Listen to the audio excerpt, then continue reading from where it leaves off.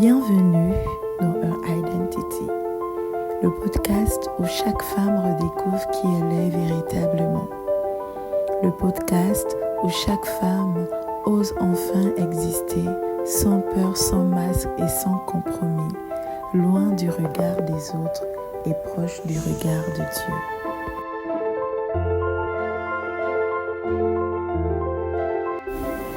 Aujourd'hui, ma queen, j'aimerais parler avec toi d'un sujet délicat, mais crucial, les relations entre femmes.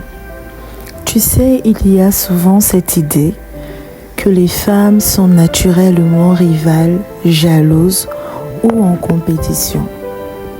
La première question que j'aimerais te poser comme ça, c'est de savoir, est-ce que tu penses que cette affirmation ou cette idée est vraie? Alors, petite anecdote, il y a de cela quelques temps, je discutais avec des connaissances et parmi eux, il y avait un homme. Et cet homme a dit quelque chose d'intéressant. Il a dit, vous les femmes, à chaque fois que vous vous retrouvez, il y a toujours quelque chose qui ne manquera jamais. Là où les femmes se retrouvent, il y a la comparaison. Là où les femmes se retrouvent, il y a la rivalité. Là où les femmes se retrouvent, il y a la jalousie. Là où les femmes se retrouvent, il y a beaucoup de colportage. Et j'étais là, au milieu d'autres femmes comme moi, certaines qui acquiesçaient, d'autres qui n'acquiesçaient pas comme moi. Et puis je me suis permise de dire à cet homme que vois-tu la raison pour laquelle on trouve tous ces mots MAUX au milieu de certaines jantes féminines se résume en une seule chose. La cause de ces mots se résume en un seul mot, l'identité. Parce que je crois que quand une femme connaît véritablement qui elle est en Dieu, elle fait le choix d'élever les autres.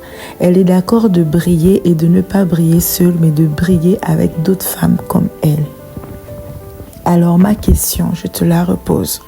Penses-tu que cette affirmation est vraie? Et si jamais elle est vraie, est-ce qu'au lieu d'être des ennemis, des rivales, est-ce que nous pouvions être des sœurs?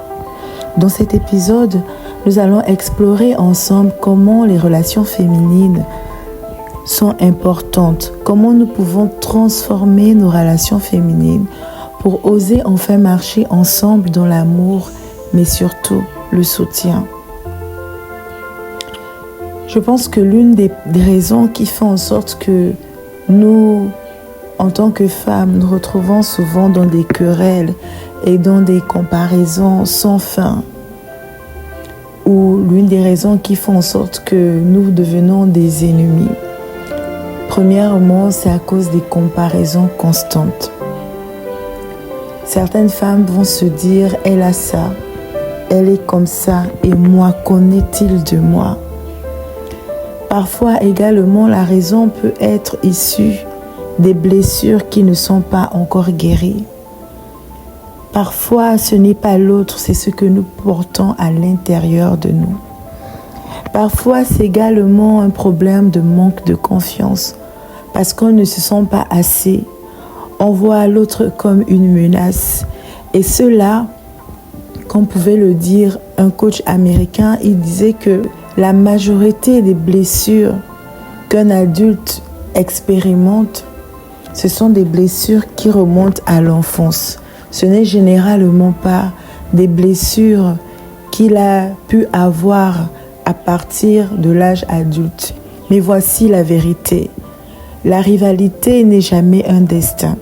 Et la rivalité ne devrait pas être trouvée au milieu des femmes. Parce que le seul adversaire que nous avons, le seul rival que nous avons, c'est le diable. La Bible déclare que Dieu a mis une inimitié, il a mis une rivalité entre la femme et le serpent. Et cela n'a pas été fait en vain, ce n'est pas anodin. C'est parce que la femme est porteuse de vie, elle est porteuse de destinée, elle est porteuse de lumière. Alors, je pense que la seule rivalité qu'il devrait avoir, ce serait la rivalité entre la femme et le diable. Dieu ne nous a pas créés pour nous écraser les unes les autres, mais pour nous élever, parce que chacune, autant que nous sommes, portant une lumière. Il y a des femmes qui brillent dans le domaine de la politique, il y a des femmes qui brillent dans le domaine de la mode, il y a des femmes qui brillent dans le domaine de l'éducation, il y a des femmes qui brillent dans le domaine de la spiritualité, et j'en passe. Ce qui est sûr et ce que je crois fermement, c'est que Dieu n'a créé personne à vide.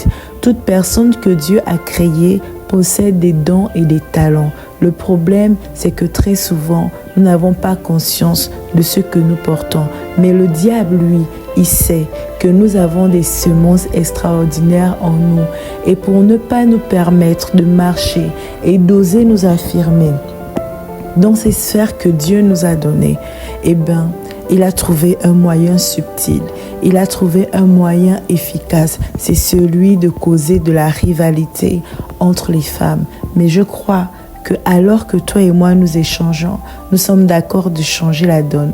Nous sommes d'accord de faire autrement, de penser autrement, dès maintenant.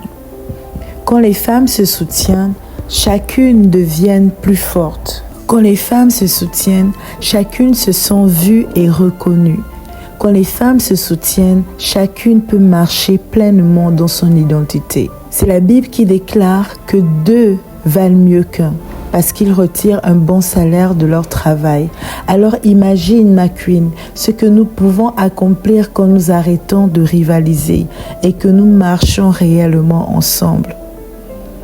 J'ai découvert que pour arriver à cette relation bienveillante entre femmes, pour arriver à cette mentalité où nous nous regardons comme des sœurs et pas comme des ennemis, il y a 3 choses que nous devons faire.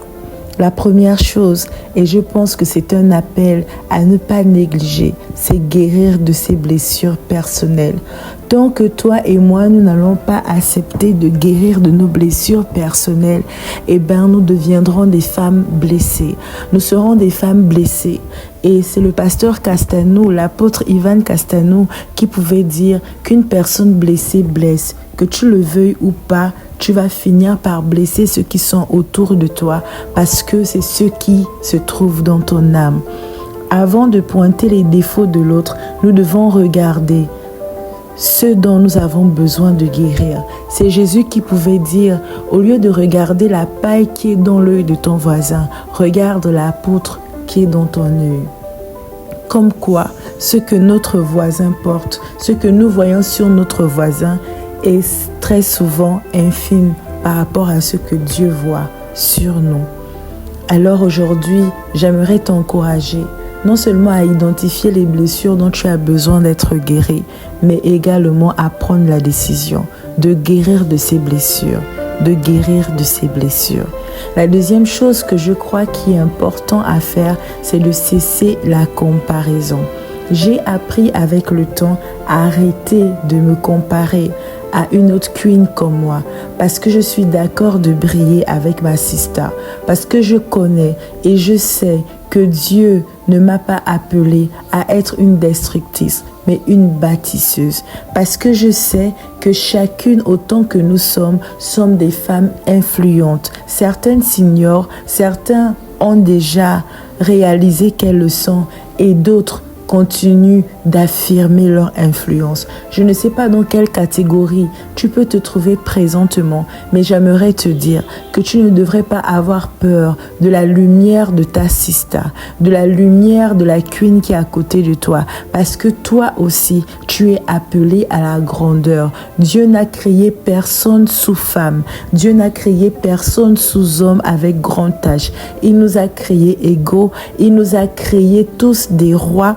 Il nous a créés tous des porteurs de lumière. Bien évidemment, parle pas ici dans le domaine de mari et l'épouse, je parle dans un domaine social. En tant que femme, nous sommes tous égaux et quand Dieu nous regarde, il sait que nous sommes des êtres complémentaires. Ce que j'ai n'est pas ce que tu as. Voilà pourquoi nous avons besoin de collaborer ensemble pour impacter et pour que notre lumière brille, pour que la lumière de Dieu brille davantage où nous trouvons. La troisième chose que je pense qui est essentielle, c'est de célébrer les victoires des autres. Lorsque Dieu m'a révélé qui j'étais, l'une des choses que j'ai dû traiter, c'était les blessures. Après avoir traité les blessures, j'ai dû traiter également mon regard sur les autres. Et j'ai également dû accepter de célébrer les autres. Ce qui va te permettre de stopper cet esprit de comparaison, de stopper cette mentalité pourrie, ce sera d'accepter, c'est d'être d'accord, de célébrer la victoire des autres.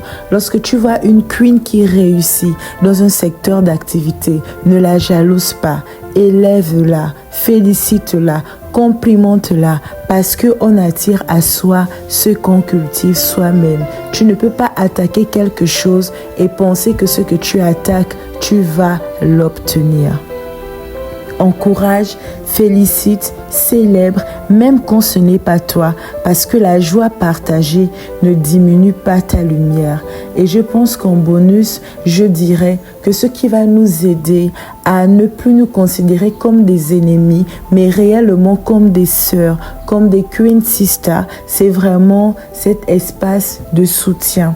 Et à Queens Unite, c'est vraiment ce que j'ambitionne de faire, de créer des espaces de soutien à travers des challenges inspirants que j'organise, à travers des conférences que j'organise, parce que je suis d'accord de contribuer avec ma modeste expérience, je suis d'accord d'écouter d'autres femmes comme moi. Normalement, en tant que femme, lorsque nous nous réunissons, ce n'est pas pour colporter, ce n'est pas pour se moquer de X ou Y, mais c'est pour s'élever. On doit vraiment créer des safe zones, des espaces sécurisés où chaque femme, quel que soit son fardeau, peut venir déverser son cœur, peut venir parler en toute sécurité sans craindre